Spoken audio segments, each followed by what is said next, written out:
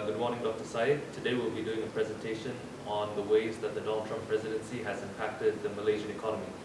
We'll be looking at the ways the two markets are linked, and also be looking at the pros and cons, both short-term and long-term, of the presidency of Donald Trump. Trump's win had a significant effect on the economy and the stock market of United States. Specifically, taxation policies that remain unchanged for 47 years will finally change and expected to reduce the percentage of residents living below the poverty line and decrease in the profit tax from 35 to 15%. But the impact of this victory on the world's financial markets was limited. Oil and euro fell by 3% immediately after the election, but it returned to its previous levels after some time. American government bonds behaved a little strange. Their first reaction was a sharp drop in prices by 9.5%, but then had returned to the old levels. Traditional protective assets flew up at night and fell in the afternoon.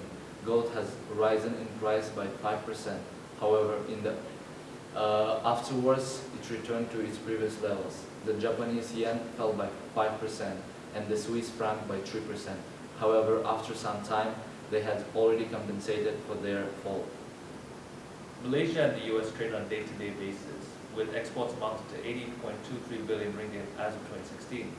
This is a very important statistic, as the US economy actually exports 8% of Malaysia's total exports. This makes it the fourth largest economy that Malaysia exports to. This is why Malaysia and America are so important for each other. Moving on, we can talk about the Trans-Pacific Partnership. This is an agreement that was signed between several countries within Asia, along with Malaysia and the US. This would allow for much easier transfer of goods in exports and imports for the countries that are agreed upon.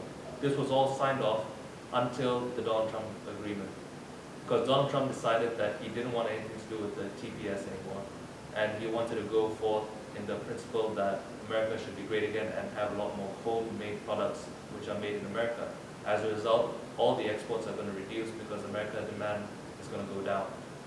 The next point that we can talk about is the sudden appreciation of the dollar.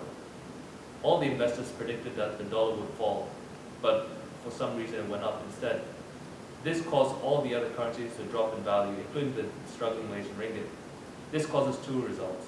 The first, the Malaysian ringgit is seen as a cheaper product. This makes it much cheaper for other people to import goods from Malaysia, which is what will increase the Malaysian exports. However, on the same front, because of the weakened ringgit, all the imports Malaysians are willing to use are going to be more expensive, which will reduce their imports. This ties in with the next point, which is the FDI, which is foreign direct investment.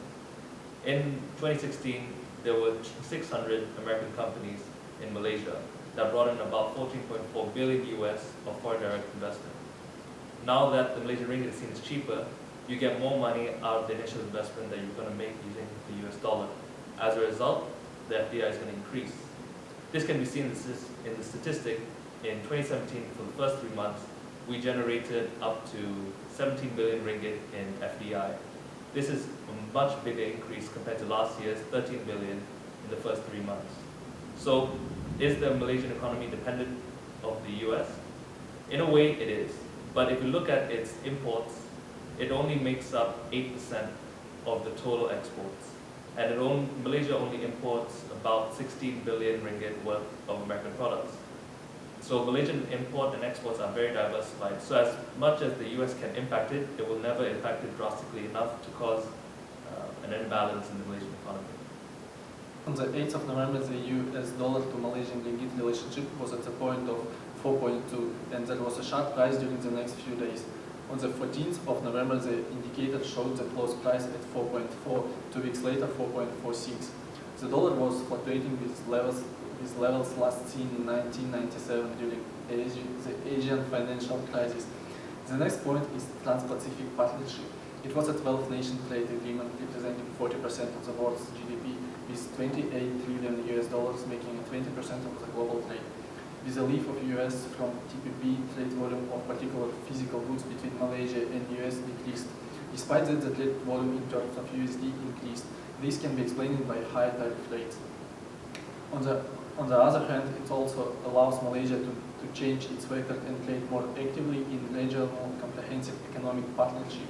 The main advantage of the RCEP is a free trade agreement between its members, which was not in TPP. Prime Minister Najib Razak said Malaysian economy will remain strong despite TPP does not come into effect. The RCEP is a good substitution for TPP, allowing a free trade with such huge potential market like China, Japan, and South Korea. Moving on, we will look at the limitations made by America on import from China, Germany, and Mexico. Malaysia might be indirectly hurt by Trump's measures against China, Germany, Japan, and Mexico. As Trump reduced import from these countries, Malaysia will suffer a loss because it supplies intermediate materials to these targeted countries. Nonetheless, tariffs imposed on particular goods from these countries unfold the changes for other countries to increase their exports of those goods. Now I'm going to discuss about the short-term analysis of the Malaysian financial markets after Trump's win.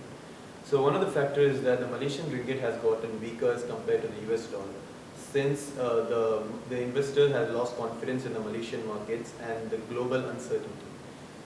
So, but on the bright side, we can see that due to this, the Malaysian central bank has implemented new measures to cut down interest rates, which should allow the consumers to rather spend their money rather than save.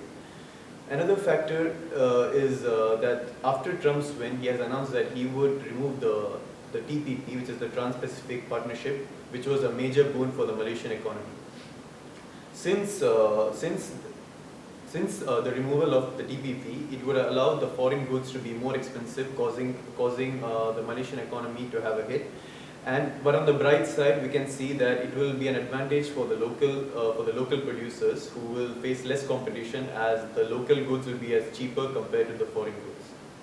For my part, I'll be talking about the long-term analysis. The first point is cashing out. There's a chance that Malaysian ringgit may be dropped to a 12 years low.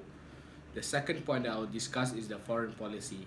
Due to the exit US from the TTP, Malaysian export might be decreased.